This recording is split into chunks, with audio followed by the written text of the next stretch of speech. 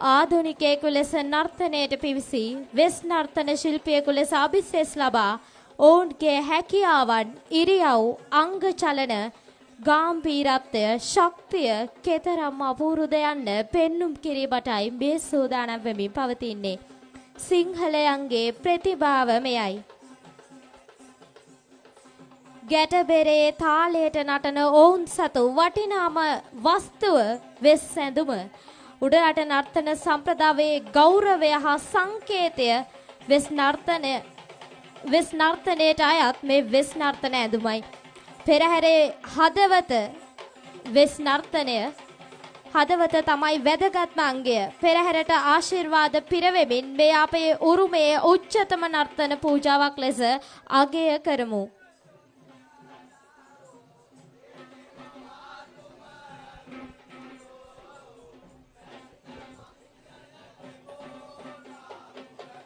ගීතය ගයමින්ම නර්තනය කරද්දී දැනෙන වෙහෙස මහන්සිය අමතක කොට ඒ මුල් ජවයෙන්ම නටන්නට සමත් තිබෙනවා. ඔවුන් ඒ නර්තනය නියමාකාරයෙන් මුල් ජවයෙන්ම නර්තනය කරන බවයි රංගනය කරන බවයි අපට පෙනී යන්නේ.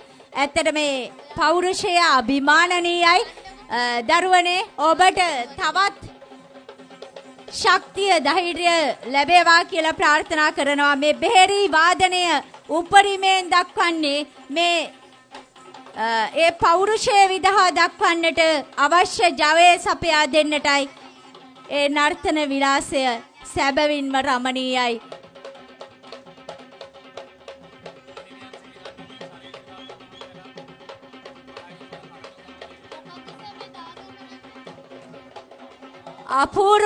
අපූරුයි ඔබේ නර්තන විලාසය මං හිතන්නේ අත්පොල් පුරවරය දේවනාත් කරමින් මේ ඊටමත් දක්ෂ මහනුවර ප්‍රදේශයෙන් පැමිණි මේ රංග දරයන් අද දවසේ ඒ නර්තනයන් ඉදිරි අපූරුයි විශිෂ්ටයි දර්ශනීයයි දරුවනේ.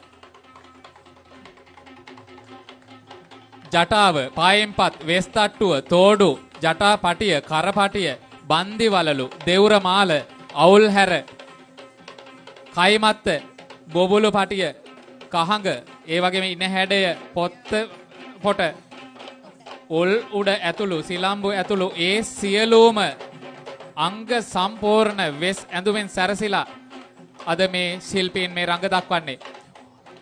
පබලු හැට්ටය ලෙස අපි දකින්නේ මේ අවුල් හැරයයි.